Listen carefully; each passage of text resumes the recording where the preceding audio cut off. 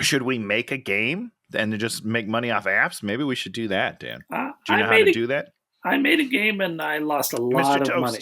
Yes, Oh, no. Did you have ads in the game? I don't feel like you did. That's your problem. Of course not. I hate ads. Yeah, well that's how you make your money back, Dan. No, you get it by people actually downloading it. That's how you have to make some. That's how you start. Then you could run ads helps. in there. Yeah, it's a good first step. Yeah. Hey, watching with Dan and Tony. Hey, watching with Dan and Tony. It's Hey Watching, yeah. Welcome to Hey Watching with Dan and Tony. I'm Dan. I'm Tony. And on this podcast, should we call it a podcast? People call it a podcast. Vodcast. You know, somebody needs to come up with a blanket term for things that are YouTube shows and podcasts. Is vodcast? Is that really the thing? I don't think so, because technically a vodcast is just a video podcast. I don't think it necessarily includes you know what I mean? Like a vodcast is a podcast on YouTube. I don't know. Yeah. We'll just call it a show. There needs to be a hybrid thing, because there's this one show I watch, and I watch it on YouTube, but you could also listen to it as a podcast. Sure. Because the people are on there talking, but it's all, you don't need to see them talking. No, there needs to be a hybrid term. Come on, guys, come up with a hybrid term. Why don't you coin it? Come up with it next week. We'll start it, and then that's how we'll finally get popular, Dan. So we'll be the guys that start of a revolution. Come up with the name. On this hybrid podcast, HPV. It's an HPV. I think that's HPV, bad. Isn't that bad? it's I believe it's a terrible venereal disease, but there you go. I like it. I'm going to get a shirt that says it. One of us selects a movie, then we talk about the movie. And this week, I get to select the movie, and I've selected Hitman Agent 47 2015. This really sweet spot, hour and 37 minutes. You can never truly be afraid of a movie that's an hour and 37 minutes. Well, I mean, you could be afraid of anything, Dan. That's what cowards do. All right? They were talking about Roger Corman just died. Do you know who Roger Corman is? Is that Train? Yeah. What are you talking about? Well, I don't know who that is. Roger Corman, one of the most important directors of all time. Oh, I see. What's the bassist's name from Train? Because he died as well. He slipped and fell in the shower at like 53. Very sad stuff. But continue with your story about your death. Did a whole thing with my wife about Train, and she was getting them confused with the band Wire. And then we realized there's also a band named Wire Train, which was adding into the mix to make everything confusing. That's pretty good. Roger Corman was an independent film director. He was also the guy who gave a ton of people their first break. Like who? I believe Francis Ford Coppola. People like that. 70s guys. Sure, old people. We're gonna have to do that Megalopolis. So this was like an old guy, is what you're saying. Okay, and you're asking me if I know. I only know one old guy, Dan. It's you. There it is. He directed Little Shop of Horrors. The original movie. Shit. Yeah, I love that movie. Okay, great. Not the Rick Moranis one. Wait. There's a different one? Yeah, it was a horror movie. It was initially a horror comedy. All right. So I haven't seen that, Dan. So is that one not a musical? No, it's not a musical. I don't want to see it. Okay. I'm not interested in that. If they're not singing about Seymour, I'm out. I don't know what the point was. Roger Corman died. R.I.P. Sorry, I made jokes. Back when he started, I was listening to a podcast about him, and they were talking about it. Like his first movies were like movies that played in the theater that were double features. Yeah, I love that. 61 minutes long. Oh, I guess I never realized. So is it double? Help me out. Is it double feature two movies that are the same length of a regular movie? Is that the point of it? I think probably you're talking about the first one, maybe 90 minutes. Then you have an intermission. Then the second one's like, I guess 61 minutes. So these were interesting. Okay. These were TV show level movies, I would think at times. Those were the days probably, huh? Yeah. In and out, lickety split. So Hitman, Agent 47, 2015, the sweet spot of movies, hour and 37 minutes. First thoughts? Not the worst movie in the world. Not the worst movie in the world, but the acting was pretty subpar for me. I Oh, I okay. didn't think that was our strong suit in this movie. Yeah, I mean, this movie, it didn't have a lot of strong suits, but it Sure. it had an idea of what movie it was supposed to be. You know, they give Yeah, you like these clues where it's like, well, this is what it's about, and then you'd be like, oh, is this it's gonna we're gonna do this, and it's gonna get very tense, and then they'd be like, but we don't. no, we're just kind No, of skipping we this. just wanted you to know. We just wanted you to have that information, and you're like, there's something interesting, and then we're gonna move on, and we'll do something else for a little bit. Yeah, so there's a number of things like that in the movie where you're like, oh well, at least they sort of thought about it. They didn't just Die Hard 5 it, just like throw a bunch of stuff at the wall. It's like, Ay, ay. What a things are movie! happening. But there's Yippee-ki-yay, definitely Mother Russia. some stuff. You have anything to say before we really get Like into just my cliff notes? it? I kind Yeah. of gave it. Like subpar acting. I do wish that I had seen the 2007 Hitman just to see how Mr. Oliphant did the character, just to compare it to this guy who I've never met before. I don't think I'm familiar with his work, and I didn't think he was terrible, but there were moments where I was just like, "Man, that's a different guy. You're playing a different character for a little bit here," which is fine. It happens. I'm not judging. It's just I wish it would have been stronger, tighter acting, because the action sequences were terrible. So I needed something to pull me through, and I didn't feel like I found that. It's certainly the action sequences. You just sort of would write down action sequence occurs. But, Which is what the script says. That's why it's so funny to me, right? Because when you're writing the script, it's line, and then a line of action that's like fight scene, right? Like he fights, this person wins, that's the scene, and that's just what we shot. Like we didn't get creative with it. We didn't take the time to be like, let's really choreograph something fun here. We just did a little fight, and this person won, and then we move on to the next. those John Wick movies really ruined Everything. action movies. They ruined action movies. I mean, it's unfair because they're so good. Yeah, I mean, they're to someone like me, they're enjoyable. To someone like you, they're incredible. You're just like, you probably watch those movies over and over again, right? We've seen them a bunch of times. Yeah, Yeah. absolutely. Yeah. And then movies come out like Monkey Man with Dev Patel, and he's not the same level, but it's really good, and that's where we need to be. We need to be at really good now because the bar is so much higher than it used to be. In this movie, you're like, well, the plot, they had some ideas. The action stuff, well, it's well lit. It's all well lit. It's well lit. They had lights on set. Congratulations. You pointed them at the actors. Good for you guys. Yeah, the acting, the costumes, and the locales. You're like, well... Some of the suits didn't fit right. Did you notice that? Really? Some of these people's suits were like a little too big, so the shoulders would come out a little too far, and when they like lift their arms, it really bunches up. It was interesting because you could also just be like, hey, do you have a suit that you could bring in? And then the suits would fit. But it felt like they just were like, well, we bought a 52 regular, and now that's what you're going to wear for the day. So By the way, that's my suit size. If anybody wants to buy me a suit, it's 52 regular. I don't know what that means. It means I'm fat. It means I'm barrel chested and got a nice belly. So I'm like a 12. I don't think it goes that small. That's like a child suit. I'm pretty sure you'd probably be in the maybe 30s. I'm making that up. I don't know. I don't know. I haven't been to Men's Warehouse in a long time.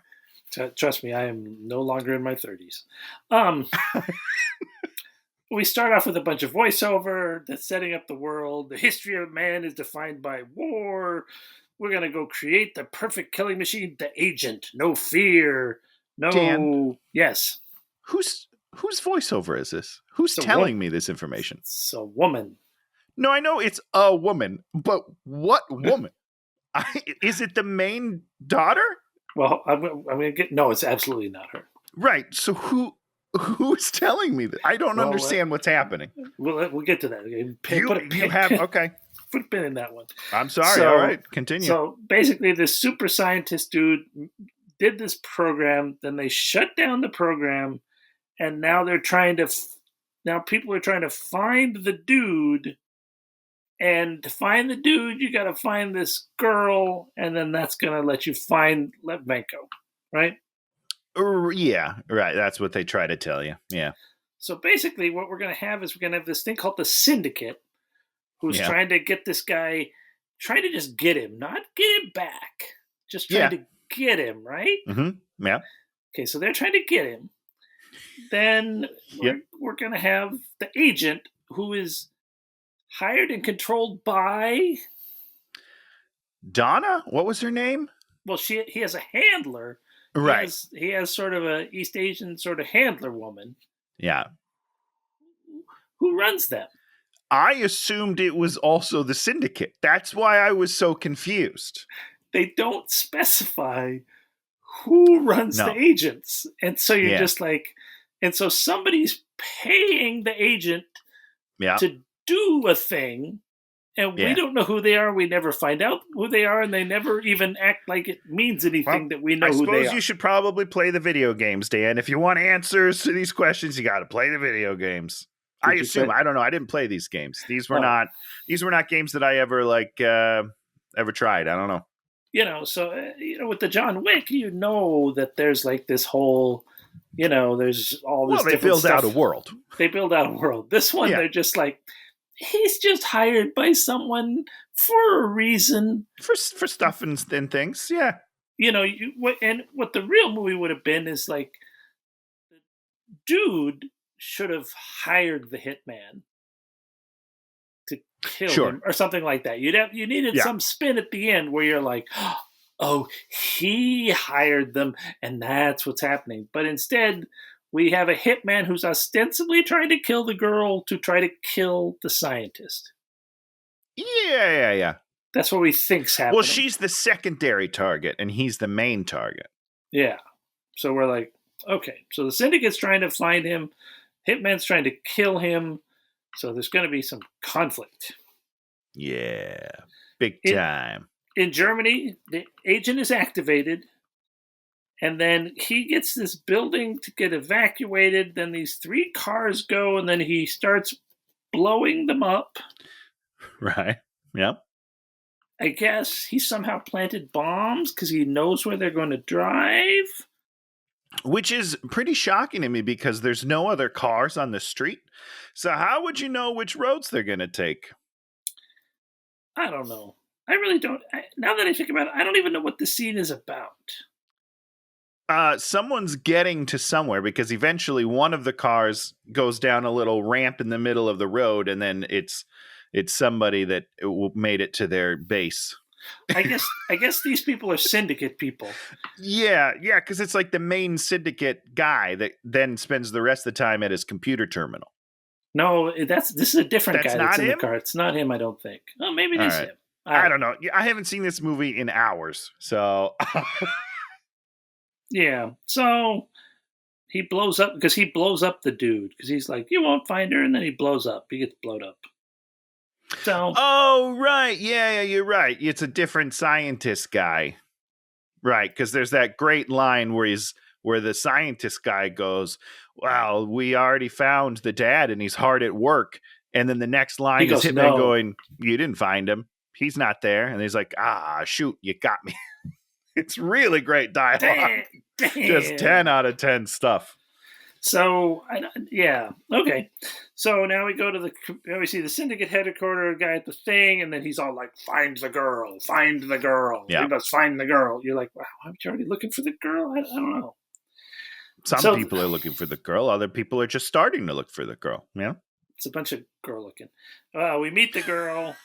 She's, of course, taking torn up pieces of paper and putting them back together, and because she's looking for someone, but she doesn't know who she's looking for.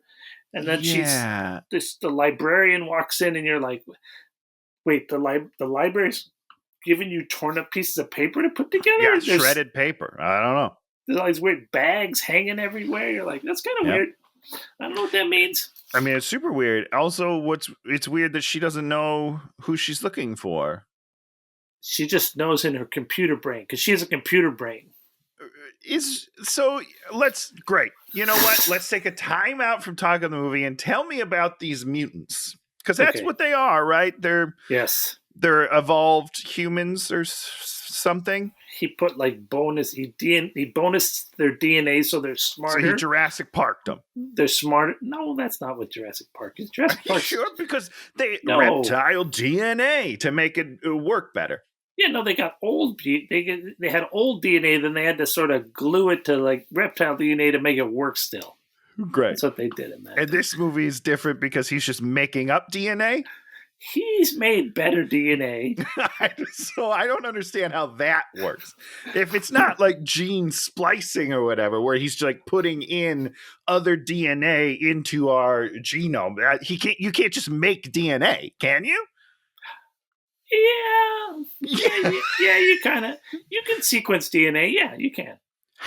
So what is DNA? Okay, maybe this is not the time for this conversation because I don't understand what's DNA then exactly, because how do you just create that out of nothing? Okay, so think of it like this.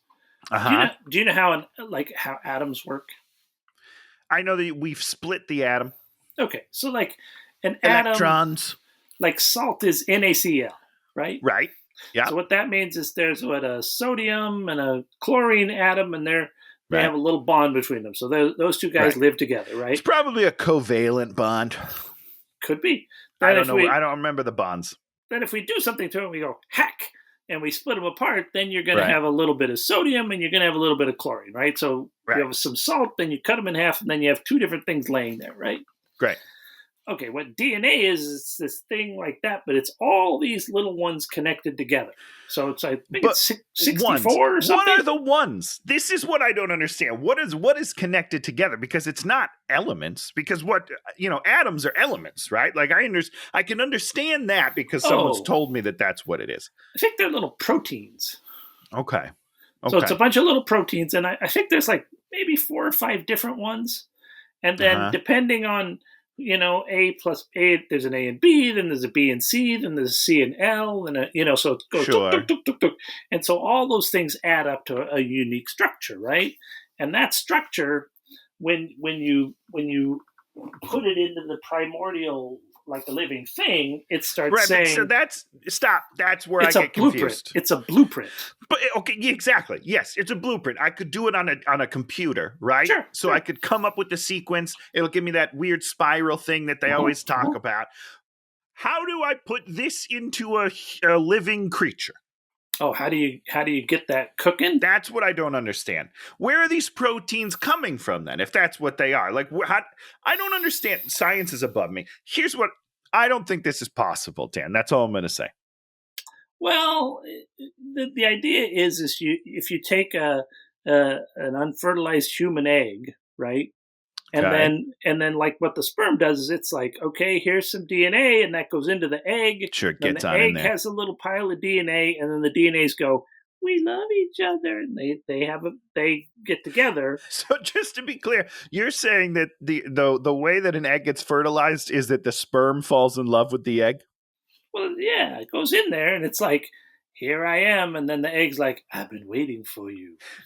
And then they you need to write a children's book about how sex happens, because the kids are going to learn so much from you, Dan. Come into my egg. Come into my egg. Welcome. Yeah, I think that's how it works. Great. So what you could do is, if you're a scientist outside here, you could take the sperm and then hit it with a little hammer and like take out, you're like, oh, I don't want all these C's and B's in here. Let's put some more A's in there. And so you can, if you look at a sperm, you can go like, well, this one's going to have a chance of making you tend towards having some sort of genetic issue. And so we're going to be like, we're going to take out that little sequence of these things. And then when it goes in there, no longer have that specific genetic issue. Now, all of that somehow makes at least a little bit of sense to me. What doesn't make sense is, how do I make that superhuman? Because he's not just fixing our DNA. He's got to be adding things that don't exist. Yeah, no, he's adding She can tell the future, basically. That's not possible. I mean, ostensibly, with genetic stuff in the future, what you'll do is you'll make sure there aren't genetic problems. You'll make sure Agreed, it's and I think stable. that's a great place to go to for humanity. Good for And then us. you also say, okay, this child is not going to have any mid-digit hair. Oh boy, I wish I would have gotten that. I'll tell you that right now. You're loaded Woo! up with mid-digit I hair. got so much mid-digit hair. I mean, I got hair everywhere but my head. This is the least amount of hair on my whole body. Yeah. I'll tell you that. So the new genetics, they wouldn't be making you. They'd be taking like the I would not exist. I am going to be deleted from humanity very quickly. Taking like the brain of Dan Goodsell. You know, Oh, sure. Yeah. the sexy voice of a Scarlett Johansson. I've got a sexy voice, Dan. You could use my voice. That's true. Hello, I'm Dan Goodsell. That might be the one thing they'd say. That my voice probably not getting in. There you go. You know, I mean, but if everybody's perfect, then everyone's boring. You know, so you know what? I'm going to do the world a favor. I'm going to reproduce. There it is. Yeah. So she has like a computer brain. She's also fast in this, and then she also has like the most absurd precognition that exists in the world. It's like she sure does. It's like, you know what's going to happen in a couple of days? Somebody I know is going to walk right by there. And he tries to explain it as if like she's using context clues to figure this stuff out better than everybody else. That doesn't make sense. It doesn't make any sense. You can, Sherlock Holmes works, right? You do Sherlock Holmes right, and you're like, oh shit. Because there's a couple things she does in this that you're like, oh, okay, that's why she did something with a gun and shot a thing. Yeah. You're like, oh, okay, that makes sense. They set up a thing, and then later on they do a second thing that you're like, oh, they set that up. Okay. Yeah. But, you know, that she can, like, know when the police are going to come just based on nothing. Based on laying in bed. And she's just sitting there and, like, thinking, and all of a sudden she's like, oh, I know everything. People are about to bust in the door. People are coming through our door right now. No, you know, if she like faintly registered the the rattle of bullets and the ding of the elevator, she could here's the thing. She's all like, oh, that's not how this works. Give her some Wolverine senses, but this is full Spider sense, right? You know, it's like someone's about to shoot you in the head. And you're about to get shot in the head from a mile away, and you're like, "Oh, duck!" Because Spider-Man can do that. Because he's Spider-Man. Spider-Man is also a superhuman, so of course he can do it. And so can spiders. Maybe the little spider DNA in her. You know. Wait, can spiders really do that? Yeah. Is that why they're so quick? When I try to kill them and they run away from me, and I'm like, how did you know? They knew you were coming, don't they? Those bastards. I hate spiders, man. Spiders have precognition. So the librarian's like, what are you doing here? And she's like, I'm trying to find somebody. She's like, oh, why don't you try the police? And she's all like, I'm a math whiz. And then she's like, I don't even know who I'm searching for. And the librarian's like, okay, let me back away. Yeah, she's basically like, what are you talking about? That's not how things work, lady. She's on the bus. She's having trouble being on the bus. I have problems. I'm so beautiful. It's problematic. And then Zachary Quinto is there, and you're like, oh, I guess he's the bad guy. Yeah. Because, I mean, he is. She goes to buy a new fake passport. The guy tries to scam her. She's able to tell a magnetic strip doesn't work.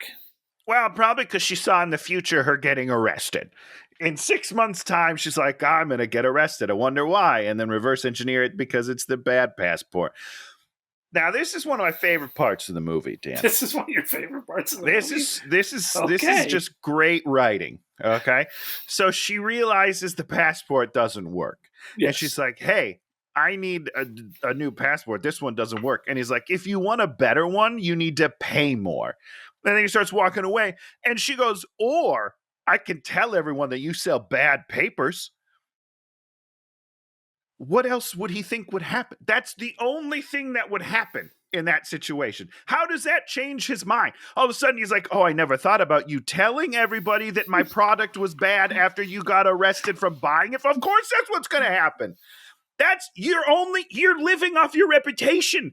That's a stupid line, and it should not have changed his mind. He should know exactly what's going to happen. That is bizarre. No, it's stupid because the whole premise is she knows about the magnetic. She should look at it for some different reason and be like, she should try and do like some different switch up that isn't against him. Because if he's Yeah. just bad, it's just saying I'm bad at my job. I Right. sell And I sell fake he's shit. not. You can't be bad at your job because you're not going to be in business. Exactly. Because his business is literally word of mouth. He doesn't have things on the subway where it's like, hey, get your fake passport at John's Passports. He has to work off word of mouth. So if he's giving bad products, it's going to come back to him.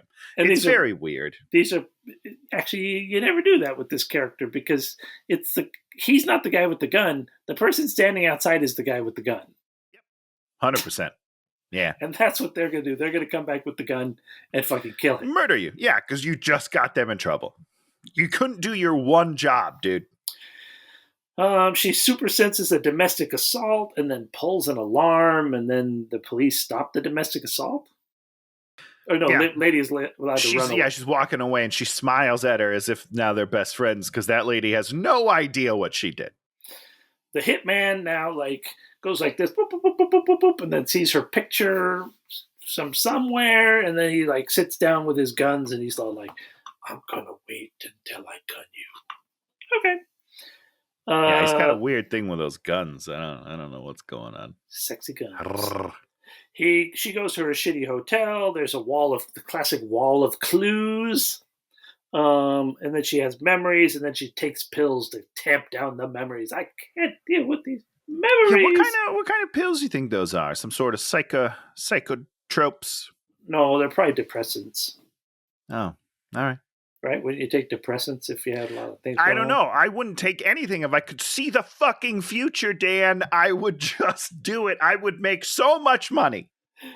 So the hitman's onto the girl. He figures out she's in Berlin, and he figures out where she is, and then we have the hitman's handler's like, you've got 48 hours to kill them both. And I'm like, the time limit. You love clocks. Love them. Did it ever come into play, Tony? No, I don't even know how long it was because it feels like multiple days. So 48 hours felt too slim of time for me. But, what do I know? Katja bails. He follows her down to the subway. Then Katja runs into John Smith, Zachary Quinto, and then we're like, he's the bad guy, but he's going to convince her that he's the good guy, and then eventually the hitman's going to have to stop being an unmoving automaton and make and learn to love or cry or feel. Yeah, but not really. No, that's not what's going to happen. That's too much. That's too much for this movie. So Zachary Quinto's there's people fall down and they roll and they fire. Then they go on the railway and then they fist fight, and then there's a train, and then Zachary Quinto has a car waiting. Yeah, and Agent 47 lays down under a train. Did you say that? That part's fun. Yeah, he laid under a train. Just lays right down. Here's the thing. Movies are teaching me that we could do that because this is not the first movie that's done that. I have a very strong suspicion that if I laid down under a train, my tummy would get torn off. I don't think there's as much room as they keep telling everybody. There's quite a bit of room under there. How much? Is there enough room for this thing? Probably. I don't think so. I think so. Okay, I'll try it. But if I die, I'm going to come back and I'm going to haunt you. Yeah. Boom, boom, boom. Who gets interrogated? Someone gets interrogated. What? So they're escaping, and I think this might be where he shoots her. Well, he shoots her in the arm when he's escaping in the car. Yeah, they took from a long, long ways. He's like, boom, I shoot you, but he doesn't kill her. So they interrogate her and Zachary. Well, no, they have him. They have him. Well, her and Zach go to some sort of army base and fire a gun, right? Yes. Yeah, and they get captured. Oh, yeah, okay, hold on. So they go to the U.S. Embassy. He shoots gun. They take him inside. Then they start getting interrogated, and they're like, someone's trying to kill me. And then she goes, boop, boop, boop, boop. Then he's coming. And then he gets to the metal detector, and he has all the guns, and so they're like, "Oh, stop!" And this is actually a nice little scene. Him coming through the metal detector. Yeah. First, he sends a case through, and the guy who's looking at the X-ray machine sees a giant sniper rifle, and his eyes just like get huge. Wonderful, subtle acting. That guy deserved a bigger role in this movie. He was some of the best acting in the entire thing. Oh, Great moment. And then he sets off the buzzer. So then he opens his jacket, and there's like 4 guns, knives everywhere. And then he just gives a little shrug. Also one of his best moments. It's a really nice little scene. Great job. That is the only compliment I'm going to give this entire movie, I think. So great work. so they take him into a thing. They put the big gun on there. They put 1 bullet in there, and they're all the guys. Which like, this is not legal. You No. can't do that. You Wouldn't can't do load that. a gun that's pointed at your suspect. You can't do it. And then they're like, and here's all your other guns. I'm going to hang them on a hook like 1 foot away from you. Right. So I'm going to show you your guns. What is happening? I don't understand. We're not going to lock them down because we got to show, look at your guns and the bullets. I need Talk to you us. to see what you've done. Shame on you, sir. Definitely some video game logic. And then, of course, at a certain point, the interrogator dude puts the bullet in there and the gun's pointed at him. He's like, "You better tell me things." And then, of course, he's all like, he steals the line from from Watchmen. I was mad. I still remember. There's a couple things I remember from my childhood. Okay. The issue of X-Men where it's Wolverine alone in the Hellfire Club. One of the best issues of all time. Yeah. And I remember in The Watchmen when fucking Rorschach is locked in prison, and Rorschach just like looks at him, just like, "You're not locked. I'm not locked in here with you. You're locked in here with me." You're just locked in here with me. You're just like, everyone's fucked. Rorschach is going to destroy everyone. And This it's is so the great greatest because he's thing in ever. with like 40 dudes, right? And you're like, oh, they're all dead. They are all dead. We knew Rorschach was a psychopath. We knew that. Yes. We didn't go to, as our children and be like, "I want to be like Rorschach." But like this, there's something wrong with this guy, but it's cool. And you didn't want to be Wolverine either. Wolverine, all sorts of problems. Well, okay, so here's the one problem I have is I did want to be Wolverine, and actually Naomi makes fun of me every week when we watch X-Men the animated series because she's like, "This is your role model. He's a terrible person." Let me read. Normal people. Okay, yeah, I get that. Yeah, you normies over there. People like Tony wanted to be Wolverine because they wanted to kill everyone. Yeah, well, sure, but I also wanted to regenerate. You know what I mean? Sure. That's the main draw to Wolverine. So they steal that line, and you're just like, you can't steal that line. Especially if you're going to deliver it so blah. So blah. So he kicks the table, the gun goes off, it shoots through his chain, he pulls out the chain and gets his guns, and then they start killing everyone. Kill. Kill. And then also Zachary Quito gets free, and she gets free, and everyone's free. Just runs and he jumps through the one-way mirror. You think that breaks that easily? Not a chance in it. I'm like, if that broke that easily, wouldn't people try to escape all the time? It seemed a little weird. Oh, so this is when they get away, and then this is when he shoots her from far away. So she's yes, yep, you're absolutely right. Yeah. They go to a hotel. She takes a shower. Maybe she took pills. It's like sexy time. Tell me what you know. And then we do the whole thing that we did at the beginning where we're saying your dad did all this stuff. Now, there's a couple things we have to point out in this conversation. Yeah. Okay.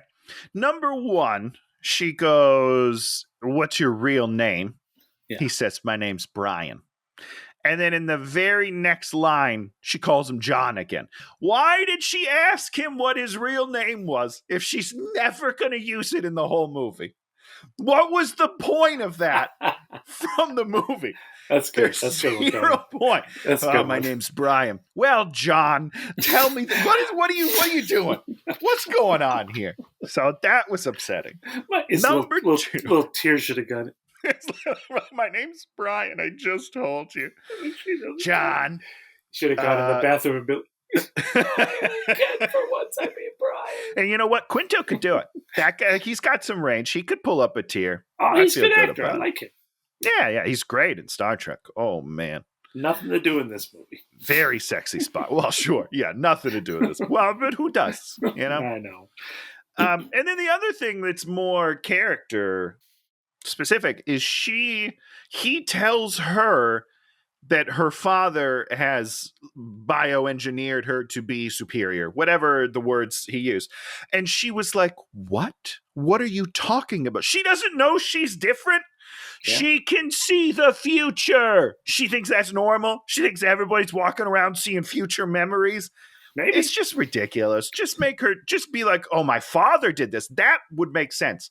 If what she's confused about or surprised about is that her father did this to her, I'll accept it. Yeah. Her Sure. being like, what do you mean I'm different?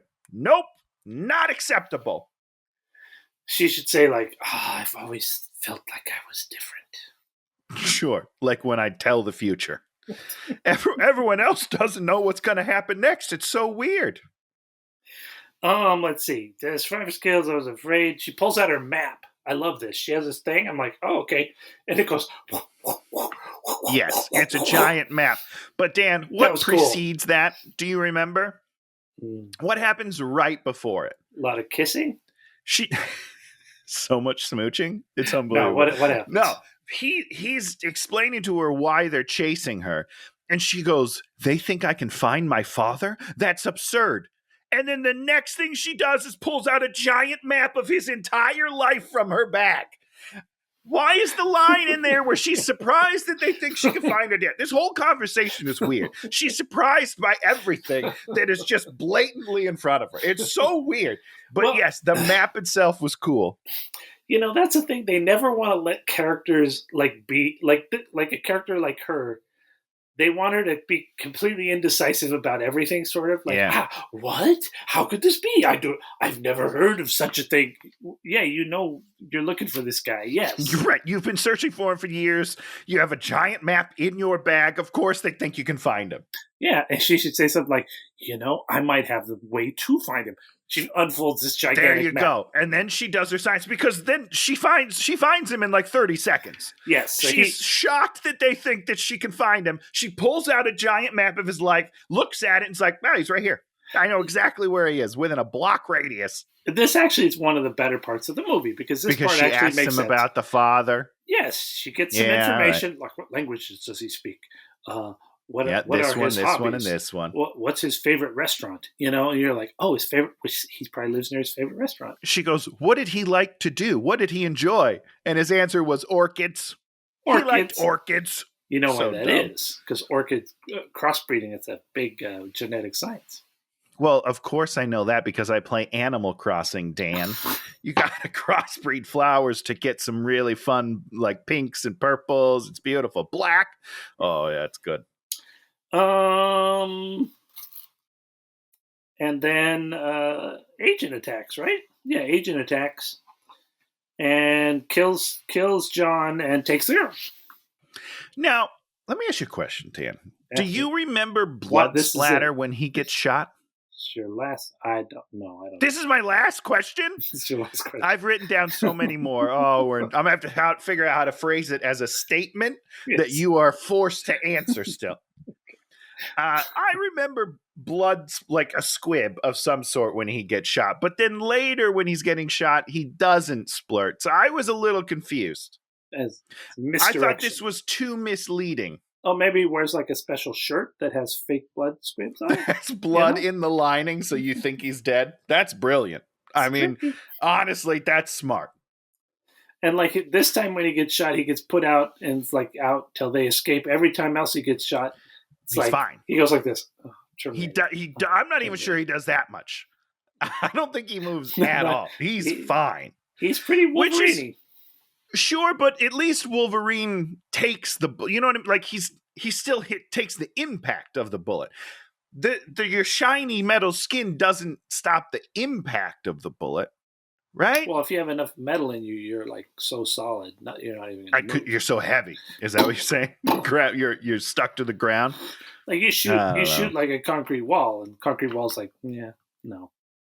I mean, that's true. The concrete wall, which is stationary on 4 sides, doesn't move much. So boom, he's got tied up, and he's all like, "I'm going to interrogate you." And then they mind meld. That was different. And he knew that she could do that? I don't know. Because he's like, oh, take my Yeah, hand and yeah, we'll know he each know- other's memories. He knows that because spoilers, Yeah. they're brother and sister. Right. I was So a they're little brother and confused on sister. that. I was like, that's kind of interesting. So we'll ask that later. Oh, are you asking? Because we find out Agent 48's the same exact as him. Right. So are they just clones? I don't know. I don't know either, because what they were saying Maybe in the he beginning made was like like a they bunch of- engineered better humans. I assumed they took, like, I don't know. And so in this movie, we're going to, so now's the time where the two of them are starting to work together. So it was a very short amount of time that she believes Zachary Quinto was on her side. A hot and you're item. like, Yeah. there has to be a point at which she does something thinking that he's on her side, and then he does something to betray that. But they didn't do that. You're like, oh, that's too bad. We want that. We want that in our bones. We want betrayal. We want betrayal so bad. It helps us understand. Yeah. And then Hitman guy, we're supposed to think he's the Terminator, right? And then I mean, they're really leading into that hard in the beginning. They lean into the Terminator stuff. And then we're like, he has to act dispassionately a few times, but instead he instantly becomes her mentor and is sort best of friend. Jovial best friend. We're getting along. Yeah. He doesn't treat her like shit. He's like, you move too slow, but you're gonna get it next time. But it's adorable. You're trying. Yeah. He should like smack her in the face or do something. Too slow. This is what pain feels like. Pain. You have to make her hate him until she realizes that what he's doing it for her own good. He's doing it, but instead he's just like, well, I hope you're better next time because you're gonna die if you're not better next time. If not, this is all for nothing. Oh well. That part of it was very confusing to me. So they have memories, and then she's all like, untie me because we're working together now. And he's like, untie yourself. And then he turns on the jet engine. And a jet engine? It really went from 0 to a million. Like, untie yourself, I'm fine. That's great. That's a great little line. Like, oh, she has to learn to untie herself. But you just step up the game so fast. You're just like, oh, and also here's 1,000 pounds of wind that's going to suck you into a turbine and tear you to shreds. It's unnecessary. She sort of gets untied, and then she does like a handstand, and you're like, I'm not convinced. She's not made out of metal. Nope. She would just, her feet would get right too close, funk, and then she's a mist. She's a red mist. That's all she is for the rest of the movie. But no, she's fine. She stood in a headstand for like 15, 20 seconds. No problem. And then she flips around and gets the chair loose, and then she throws the chair into the turbine. I liked it, but that seems very unsafe. Shrapnel. Yeah. Okay, warehouse. All the bad guys. Okay, bad guys come to the warehouse. John at 47 fights some more. Try to stab him. He's unaffected. Then eventually they turn on the engine in the other room, and then she like shoots and hits the glass, and he's all like, "You missed me," and then she's like, "No, we didn't miss you." And then the window explodes, and everybody gets sucked into the engine except. That's because they weren't doing handstands. That's the trick. Is if you're on your hands, you're much more solid to the ground. Boom, boom, boom. Hitman's like, "Where is he? Where's Dad? He's in Singapore." Hiding in plain sight, because that's where the headquarters of whatchamacallit is. Syndicate. Yeah. So Zachary goes to her apartment and figures out he's in Singapore because she left all the clues there. Yeah, she just left a map and what looked like maybe a note that says Dad is here. I'm not sure. It's something like that. They get to the airport in Singapore, and he's all like, "You're gonna have to avoid the cameras." And then he disappears, and then she like has to moonwalk and do all these. He just puts on a hat. That's all we see him do. He puts on a ball cap and then he just walks out of the airport, as far as I can tell. But she doesn't. She's like, I can't mess up my hair. I don't want to put on a hat. So she has to do these 5 minutes of slinking around and missing cameras. This is a weird scene. I liked it. It could have been a little more fun, but when she's like on the moving walkway, like moving backwards or walking in place or whatever she's doing to have these other people shield her view of the camera, and of course, then she gets outside and walks right in front of a camera, just directly in front of one. And he's straight sitting, on facial, yeah. And he's sitting in the car, so they would have doesn't say anything. He doesn't notice it. No one notices it. It's ridiculous. But the truth of the matter is, he probably set her up that way because he wanted her to get seen. Maybe it would have been great if he would have said that at some point. But he doesn't say anything. Not a lot of emotions going on with this boy. So they're getting onto him because of that. They go to the hotel. He doesn't like moths because they eat his suits. They talk about his barcode because he has a barcode on the back. They talk about her dad. She's all like, he's going to be there at 9 a.m. tomorrow with his lung cancer. Lung cancer. Right? Yep. Tough stuff. That's no good.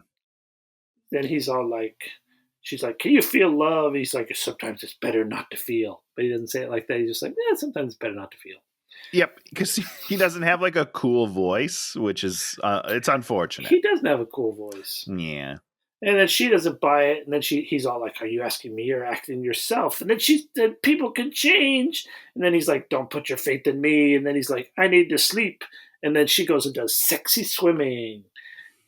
Yeah, why? What's going on?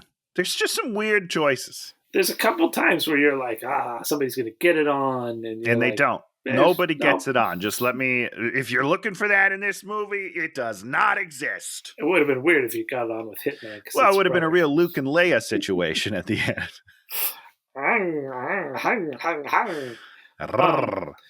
He's like asleep with his guns, but she takes his guns and takes his guns apart. He sleeps sitting up, by the way. Super creepy. I didn't like it at all. He sleeps like this on the couch. People that sleep sitting up, they scare me. You think of The Professional, that movie? Yeah. And you're like, this poor movie, you like feel sad for it. You're not wrong. But that's like a real movie, you know? It's a video game movie. That's an unfair comparison. Bad guys come in the door. She's got the guns. He has to kill them with his hands. Okay. He didn't seem to have any real problem. He should have gotten injured, right? Something should have happened. Yeah. We should have some repercussions for her stealing his guns and taking them apart for no reason. Cut off his hand, lose a finger or two, lose his eye. I mean, those are all so different. Jeez, Louise, maybe just like a black eye, guy. Sheesh, Louise. He's got to finish the movie. Can't lose a whole arm or hand. She says, when I'm anxious, I take stuff apart. I'm like, well, you could have shown us that earlier. Do you? Because I've never seen that before. Well, more importantly, she just leaves it apart. You know, like and usually also she didn't seem anxious. She went swimming. She seemed very relaxed, and then she was like, "I'm going to take apart some guns." If she should have been like prowling and been like, pulled all the leaves off a plant. I better take it apart. Give me those guns. Give me those guns, man. We could have seen her like just take the gun silently, and he keeps sleeping, and she's all like, she's almost going to flick him in the nose. Draw a dick on his face. See, we should write these movies. People would not like that. They're leaving. He steals a kid's inhaler in the elevator and gives the kid a knife, and the kid's all like, now I got a knife. The kid's smile makes me think that as soon as those elevator doors close, he's murdering his parents. They're so dead. He's taking that money and spending it all on, in the video arcade or some such shit. Dude, hey, worth it. I love a good arcade. We just found a new arcade in Glendale, by the way. No, Burbank. At the Burbank, underneath 2 floors below the Dairy Queen, there's this giant arcade, which we did not know existed. And we're going to go back because it looks fun. What did you play? I didn't have any money at the time because we went for some mall walking. You don't bring your wallet when you go mall walking? No, I just bring my ID just in case I get killed. But what if I get mugged? You'll have money for them so they don't kill you. Is that how that works? Yeah. Because I've been living my life the other way, where it's like if I don't have any money, then they won't kill me. They'll just be like, you're not worth it. Well, the Is that not you right? got any money in your wallet, you die. Shit. Okay. You think, is that? Yeah. I don't know what to believe now. Yeah. Uh-oh. You should always So carry. I should have a little bit of money on hand to appease them. Is that what you're saying? 200 or 300. Okay, I don't have that kind of money, Dan. Okay, I don't even own that much. No comment. I'm going to have to give them my 401k. They go to the Arboretum. Very beautiful. Yes. Makes you want to go there. Find his dad. Dad's played by Ciaran Hinds. Once again, very little for him to do. Yeah. And then basically he got her out of the program so that she could live. She's kind of resentful. I don't know. Yeah, I mean, she's just kind of like a general sort of upset. He's like, kill me now. And then the killing starts. A bunch of killing happens. Yeah, the guys show up and they start shooting at stuff. And everybody, what happens? I don't even remember what happens. I think they just kind of run away, don't they? Yeah, they run away. They get in a red car, like this magic red car is waiting for them that's bulletproof and magic. You're like, who supplies him with all this magic helicopters and bulletproof cars? Donna. There it is, Donna. Is that her name? Did you write it down? I didn't write down her name. She was only in like 3 scenes. I mean, I know. I think she only acted in 2 and maybe called on the phone in 1. Yeah, I just don't think I wrote it down, but Donna's what's sticking in my head, so that's what I'm going to say. 2 motorcycles versus a bulletproof car. A bulletproof car wins. Shocking. Yeah. Then they're all like, da, da, da, da, da, and they get to the final thing, and they're, he's all like, tell me what to do, and he's like, left or right, and she's like, straight ahead. So then he goes straight ahead and then turns right. Yep, which is hilarious, right? Wait a second. I don't understand. How do you make a movie where you say to the clairvoyant person, the person that can see the future, left to right, and she says go straight, and then you go straight, and then you just randomly turn right somewhere? And nobody mentions it. Like, it's as if that's what she meant by go straight. It doesn't make any sense, Dan. That was the weirdest part of the whole movie. Everything else in the movie, I'm like, okay, whatever. But that one just doesn't make any true sense. Yeah, because they hammer it home too. She goes, "Go straight." He gives her a look, and she goes, "Trust me." And then he goes straight, turns right immediately. I don't know.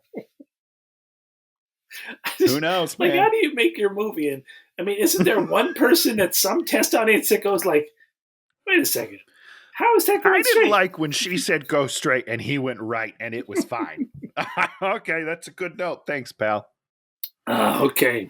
Did I ever tell you that we did the tests, one of the test screenings for Justice League back in the day? No. Oh, you man, mean you as a viewer?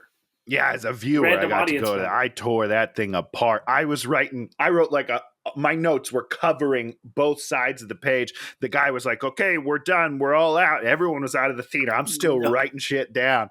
They didn't take any of my notes. Ridiculous. See, and that's why Hollywood is struggling today. That's right, because they invite audiences in, and they really just want you to be like, that was amazing. They don't really want to hear your thoughts. No, because they don't listen to you. I don't care they shouldn't. Nobody should listen to me.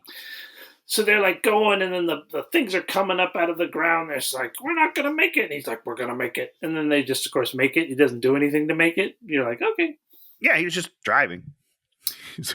And you think that the person that could see the future would be like, we're fine. Just keep going. And she was the one that's like, we're not going to make it. That doesn't make sense, Dan. It doesn't make sense. It's Zachary Quinto's car hits the thing, flips over. I like that. And then just lands, which is pretty great. It should have kept flying into space. I don't know. Well, I was trying to yeah, it detaches from gravity because that's what that post does, and then he just floats away. No, I was curious because it hits and flips, but then it like sticks the landing. Wouldn't it continue to like roll? Man, I don't know. I wonder if cars, because when you roll, typically you roll on your side, right? That's true. Yeah, you wouldn't roll forward, I guess. Yeah. I don't think you're gonna make a. I don't think you're gonna go. I think you got maybe one. That's Maybe it. one half rotation, and that's about all you get. Okay, Dad is. Then the chase continues in the city. Then they get caught by wires. Then he kills a bunch of the wiremen, and then Dad gets shot and he can't get away. Then we do the inhaler switch, so now he's got the fake inhaler. And then Dad gets caught, and then the two of them just like, oh, we just escaped. Yeah, I mean, here's the thing. He Yeah. got shot in the leg. Yeah. They don't. I mean, I understand that the bad guys probably stop chasing them more or less when they get the doctor. Oh, because they But, don't like, know you the could- girl's important. Yeah, but like you could carry him, right? He's Oh, no, Agent you 47. You He's a could not superhuman. You couldn't carry him. He's and run away? superhuman, Dan. They tell No. me that he's stronger, faster, smarter. But carrying a big, 250-pound guy, no, I not a don't know. chance. Nobody carries me. I don't understand. Exactly. Okay, Dad's in the torture chair, and they're like, "Tell us the formula, Tony." That's really good. Come on, what is he going to be? He's going to be like 7, 5, 8, 6, 3, 9. Well, I don't know because I don't understand how it works either, Dan. So I don't know what he has to say. He's gonna have to be like, well, there's a twist. Yeah, I don't know. Yeah, like he's going to be able to, in like 2 easy sentences, explain his entire lifetime research. That's how science works, I believe. E equals No. MC squared. Yeah, we got it. All right, we got the formula. Type it in. Not how genetic science works at all. And I'm usually not that much of a stickler on this kind of thing, but just the idea of like we need to get him back here, and it's not to get a formula; it's to continue the research. Right. Yeah, we put you to work so you can implement it here.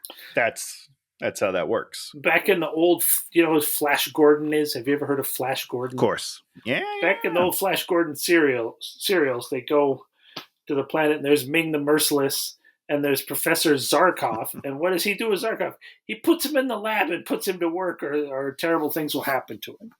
There And you that's go. what you put him in the lab. You don't put him in a chair and try to torture him, saying, Zarkov, tell me, some random number. Yeah. Really dumb. Well, it didn't work anyhow, so maybe they've learned their lesson. Okay, so the idea is the big chairman of the syndicate's the real bad guy, and if we kill him, the syndicate's going away. Tony, has that ever been true in any situation? Not only is that not true, it's not a, chop off the head of the snake and the body dies or whatever, but also this guy barely does anything. And he seems really nice. Like he seems like a really nice, calm guy. He's very He comes in and he's just like, hey, will you please tell me? I'm just trying to work here, bud. Please tell me. He didn't shoot one of his subordinates. No, so he's not evil. That we know that's exactly how you show in a movie that he's evil. He has to pull the gun on his own people, shoot him in the head, and be like, look how bad I am. You got to do that.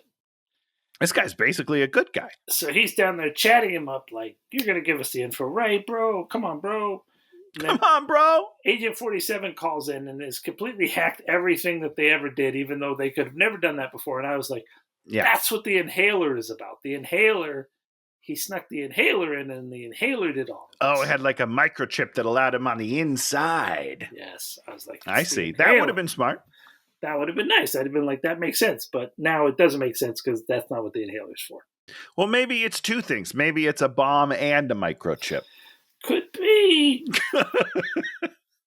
And then he puts her in a helicopter, and then remote control flies the helicopter up there. Right. And then she's tied is she knocked up. out?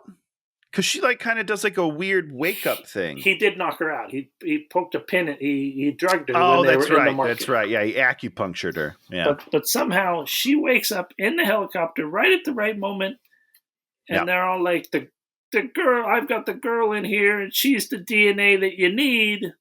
Which actually that makes some sense, right? Yeah, because then I just take it out and then put it in me, and then I'm fine, right? That's how blood works. Exactly how it would work. So Science. instead, what they do is, does she crash the helicopter into the building, or does Yeah, he she do gets it? mad and she grabs the stick and then, drives forward. Mm. Just like Die Hard 5. Remember, she runs out of bullets, so she crashes the helicopter into the building. But, unfortunately, they jumped out of the building at the same time, so hers was for nothing. Got jump at the right But moment. also, her helicopter blew up when she did that, and this one's fine. This one just loses its propellers, but basically lands. So the agent starts to fight Zach, and he's getting beat up, and they're beating up the set, and the stuff's falling down. And then at a certain point, he's all like, "You made the big mistake because you did this." And I thought the whole idea was he was like sacrificing himself so that something else would happen elsewhere. No. But that was not the case. That's not the case at all. No. He's just saying, hey, you thought you were better than me. Nana, nana, boo, boo. So instead, then when Zach thinks about something, then he's able to get him and electrocute him with a somehow garrote. Tie him to an electrocution portal. I didn't understand it. I do not believe in your typical thing that's running a couple of strings of lights. There's enough amperage. Juice to not only fry, but don't they cut out? They cut out to the entire building, and the building goes black. Yeah, like it sucked up all of the energy and put it into Quinto's brain. There's these things. There's a couple of things. There's fuses and there's circuit breakers. Circuit breakers. We live in a building that's 1,000 years old, and our circuit breakers work fine. You know what, Dan? Can you imagine a movie? Nobody steal this. I'm putting this. Okay, maybe I shouldn't say it, but you start getting electrocuted, and then go pop. It stops, and you're like, "Oh shit! I popped a circuit breaker." And he's got to go run and restart the circuit breaker to electrocute the guy. That would be fun. I'm gonna put it in a script. Nobody steal that trademark. I think that's gonna work really well. I think it'll be funny. I think it's gonna play really nicely, Dan. So then the girl shows up, and she's all like, "When this is over, I'm gonna kill you." And we're just like, "What?" Yep. I don't know. There's not really been a bad consequence from all the weird shit he's done, right? Not only that, but she's alive. The dad's alive right now. Everything's going pretty well for her. Yeah. I don't understand why she's so mad. And then we say to the composer, "Write me some Quentin Tarantino music." And we put the Quentin Tarantino music. Is that what it is? It's weird. It's like a weird kind of Western espionage type of beat. I don't know. It doesn't fit this movie at all. It was not the rest of the movie, but they're like, we got to have some Quentin Tarantino in here, baby. I don't think anyone ever needs that. So they get up to the helipad. They just shoot everyone. They do running where they slide. Dan, hold on. Yeah. The helicopter is outside, right? And there's what seems to be an elevator that just opens to that helipad. You're going to complain about the guards looking towards the... They're all facing the helicopter, so their backs are to the elevator. Yes, I'm going to complain about that. They never know. Maybe the possessor is going to take over that helicopter. Possessor. You never know when the possessor is going to come through and take over an inanimate object. He was loose. Ghostbuster. He was loose at the end of that movie. The end of that movie is free. Yeah, the doors, and it has to ding, right? It's an elevator. It has to make some sort of noise. It opens the doors, and they're still facing the wrong way. Oh, boy. Once again, you have the classic, oh, God, you think of The Professional when he's they keep on going through the door opens and they go through, and then he's up there, and then he reaches down and closes the door and then shoots them all. You're like, oh, ah! Yeah. And it's a mindfuck. It goes back to the Wrath of Khan, right? They're fighting. Okay. They're fighting Khan. Yeah. And they're like, Khan's thinking in 2 dimensions, and Kirk is thinking in 3 dimensions. Because 3D chess. Yeah. No, because whatever. Stop. Because Khan never was a space fighter; he's a terrestrial fighter. If you're fighting down there, you're thinking if you're fighting on Earth, you're here. Yeah, not Earth, but ground. Sorry. And when you have lines like that in movies, you're like, those are lines that last forever. Yeah.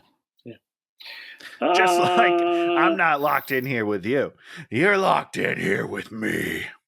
Great line. This movie has to steal it, sadly. Yeah. No other good lines in this movie, I don't think, right? No, not that I can recall. Except for, hey, what's your name? Brian. Well, John. That's a great line. He takes a bullet for her. I actually got emotional when he took a bullet for her. I was like, oh wow, this is what this movie's supposed to be about.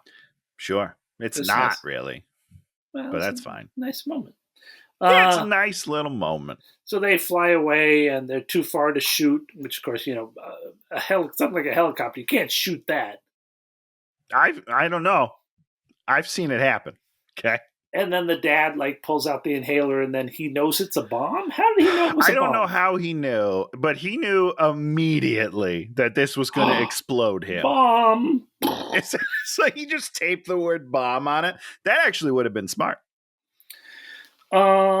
She pulls a gun on him, and she's all like, oh no, wait, hold on. She blows it up, and then he gets the phone call, confirmed target elimination, Leclerc.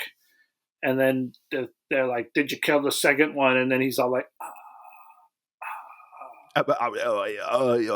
Then she points a gun at him, and then he's like, your dad dived to save his children. And then the elevator opens again, and there's another 47, but it's 48. And then they shoot him. They're working together. And that's it. Fade to black. That's not it. What? Wait, that's not it? You missed the bonus scene? There's a bonus scene? Oh, no. Tony. I did miss it. Oh, man. Tell me about it. I blew it. Cut to Zachary Quinto on the floor. Oh, His Jesus. hair is now white because he got electrocuted. His eyes come up. Okay, so I didn't miss a lot. That was a bit extreme there, Dan. That was a bonus scene. You missed it. But great. Yeah, I can't wait for the sequel. It's going to be really good. Actually, you can wait for the sequel. I have to because it's not coming. You will wait for the sequel. I will. Whether I want to or not, I'm waiting. Yeah. So, I mean, I don't know. Some silly stuff. It's okay. Some silly stuff. I mean, we've seen worse. We've seen so much worse. You think back to the auto chase scene at the beginning of Die Hard and how this Die Hard set up, and you're just like, this movie at least made an amount of sense. And there was a couple of cool deaths, which we didn't really talk about. Like, one guy fell down off of a higher tier onto a railing and just broke the shit out of his neck. That was pretty cool. I'm not going to lie. I enjoyed that. He hits one of the motorcycles and it flies against one of the posts. It's just like, yes. Yeah. I mean, there's some fun stuff. Yeah. The girl was okay. I'm like, I'd watch her in another movie. But have you? She's like a pop star or something. Oh, really? Okay. I don't know. I didn't know who she was. She has some name like Anna Baby or something, like one word. Anna Baby? Something like that. She's like some weird name. Angela Baby. It's longer than you thought, Dan. Sorry. I got it so wrong. You can't give a nickname when it's one word. All right? That's not how it works. It is one word. Angela Baby. That's one word. It's one word, but you shortened it to Angie Baby, which would be fine Baby. if it was Angela. Oh, I thought you said Angie. All right. Anna Baby. Angie's List. Which is now just Angie, by the way. They changed that. It's not List anymore. I didn't know that. Yeah, good luck to them. They can go to the corporate graveyard along with Red Lobster. I am bummed about Red Lobster. Those cheddar biscuits, Dan. Oh my God. Those are good. I don't like... when was the last time you had a cheddar biscuit? I don't think I've ever had one. Have you ever been to Red Lobster? Maybe we went once. Oh, so you don't even like Red Lobster? I hate the smell of fish. Oh, that's a bad restaurant for you then. Yeah. No, that's not where you want to go. That and Long John Silver's. You probably don't want to go to either of those places. Nope. All right.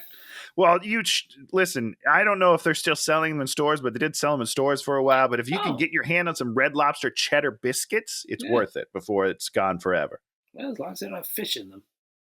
There's no fish. I don't love fish. I mean, I'm fine with fish, I don't but believe you. There's probably like an anchovy in the center of each one. no. If there was, I would vomit.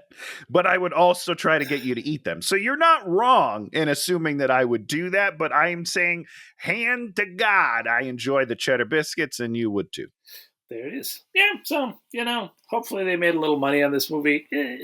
It's one of those movies. I didn't even look. It seems like this is another one of those movies that, gets on a lot of hate lists, and this does not belong on hate lists. Yeah, well, I mean, we don't know anything about the games.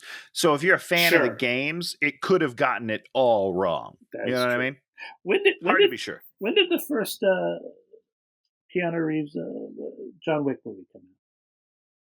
Oh. That's a good question. I didn't expect you to ask me that. You should know the answer to that question, Tony. You being a fan of that franchise. I am a fan of the franchise. You're absolutely right. It's 2014, so before this movie. There's the kiss of death. That's too bad. Because this movie aesthetically very similar, right? Yes. Yeah, and just worse in every conceivable way. Sad. What are you going to do? Okay, Tony, this is the point at which you talk about something you liked this week. So it's not a movie, I apologize, or TV, but it is a podcast. Oh, okay. It's called Mission Implausible. It is two ex-CIA agents who are debunking conspiracy theories. And it's fun. It's really fun to listen to. Are they funny or are they... I mean, they make a couple of jokes. They're not overly funny, but they do share anecdotes from their time in the field, what they are allowed to share without, getting arrested and murdered. So it's really interesting. I'm really having a good time. They did the first episode. I totally forgot. There was something interesting. Oh, okay. They did Bill Gates with the microchips in the vaccines. They did that one, which was hilarious. I just listened to one about January 6th. Oh, wow. Okay.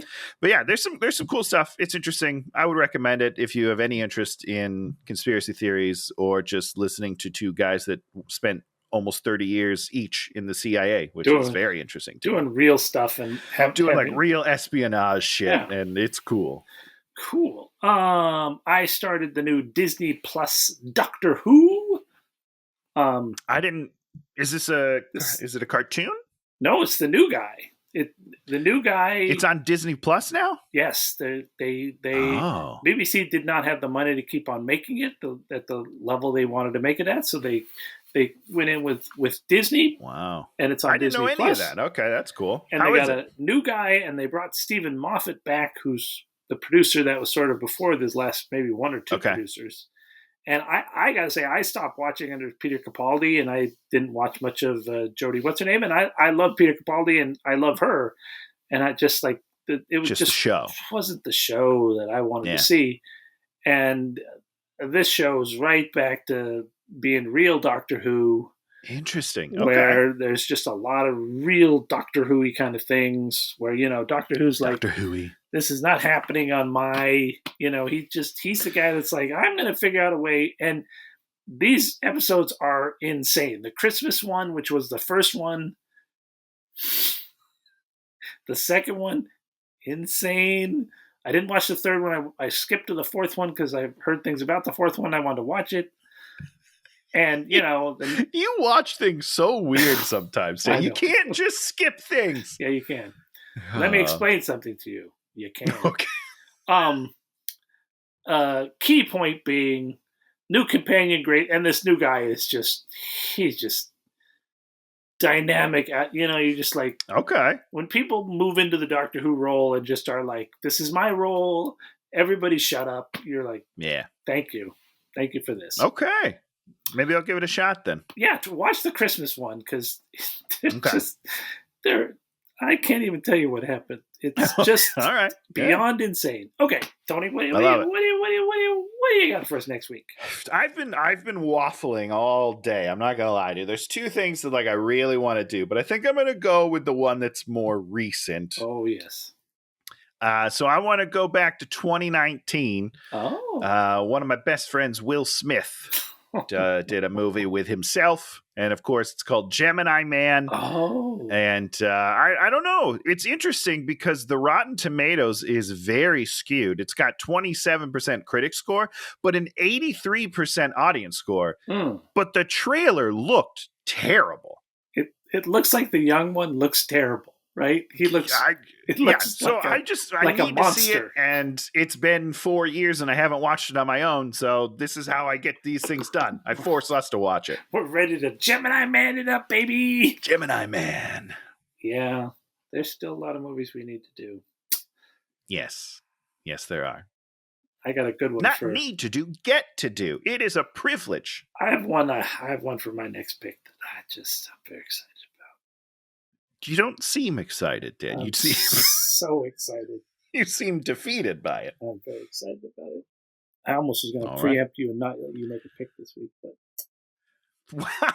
wow. You are unbelievable. You know what? We can't give you power because you abuse it, Dan Goodsell. Yes. But thank you for letting me pick. Gemini Man, I'm very excited. Yeah. Will Smith, we've watched him a number of times. We sure have. The funny thing Still is, more to come. We haven't done Wild Wild West yet. Yep. It's like I've seen Wild Wild West. I know why it's terrible. Of course. It'll be fun to talk about. And the other one that's always sort of looming in my thought patterns is John Carter, Warlord of Mars. Yeah.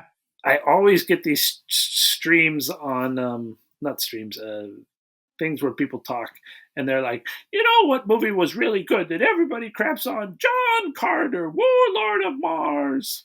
I mean, I remember not hating it. It's not terrible, but it's not. You can't say it was good. No. I'm not agreeing with your friend there. I don't think that it's good. But I remember not hating it. And I also remember liking Taylor Kitsch and being like, man, this guy has just had a string of bad luck where either the movie's not good or he's fine, but the movie's not good. And then people blame him. He got a rotten little run there. Battleship was in that. I remember that movie. But yeah, I would love to do that at some point. We are Team Taylor Kitsch over here. I am too.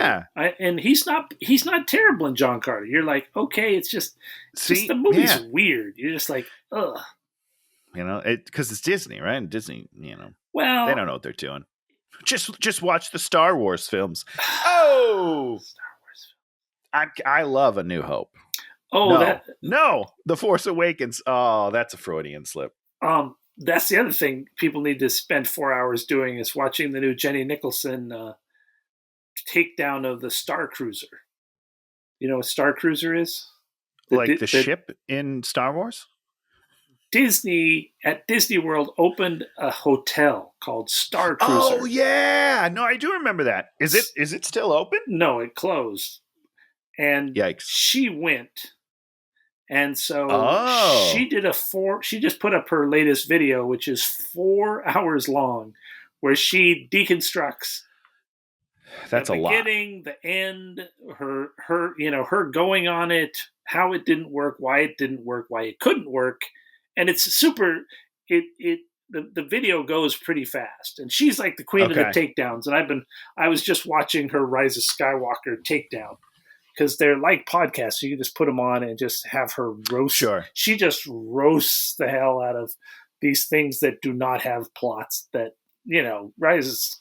Or is that what the last one? Whatever the very last. I think that's right. Yeah. And it's just like, I've never seen it, so I can't talk about it. But. I mean, it was a weird, I saw it in theaters, that's it. And it was a lot of just like a mishmash of like fan and being too scared to try anything, and then ignoring the movie that came before it. Like it was it was really weird, if I remember that correctly. And I do remember, don't they I think they fake kill Chewie. Yeah, they make you think that Chewie's dead. You can't do that. That's not okay. I don't remember much, but I remember walking out and just being like, what was the point of all of that? Why did I do that? And they just dropped the new Knives Out super give you no information trailer. There's a third one? Oh yeah, they signed for 3 or 4 more at least. Oh, I didn't realize that. Yeah. Okay. I'm a big fan of those movies. I like them both. That I know that second- you only liked one of them, right? I like the second one, and Second one. it's right up there, one of my top movies of the past 10 years and top movies of all time. It is just the character work, the structure, just like everything. Yeah, it's good. We like them both. We're big fans of both movies. So they are different, but we enjoy them. They're very both. different, and I hope the new one is. I think the new one's going to sort of follow the model that he had on that one, where you just really make a mystery that's like, wow, this is really cool. Yeah. Certainly, the character work in that first one's great. Yes. Yeah. It's just the mystery didn't do much for me. Yeah, I get that. And I didn't like the whole thing where she barfed when she lied. I hate that. Killed me. Yeah. Well, you can't win them all, Dan. Well, we're going to go see some Gemini Man, and we'll be back next week talking about that. If you like and subscribe. I thought about an afterthought. I thought about it right at the beginning, and then I was like, well, I thought you were going to do it because you talked about YouTube. You talked about what we should call it, and then we just went on. You're just like, and we're done. I was about to. Then I started talking about those things, and I completely forgot. Okay. Well, Todd, like and subscribe again, my friend. You're the only person still here. And my buddy Tom. Thank you, Tom. Keep it up, buddy. All right. We'll see you next time. Goodbye, everybody.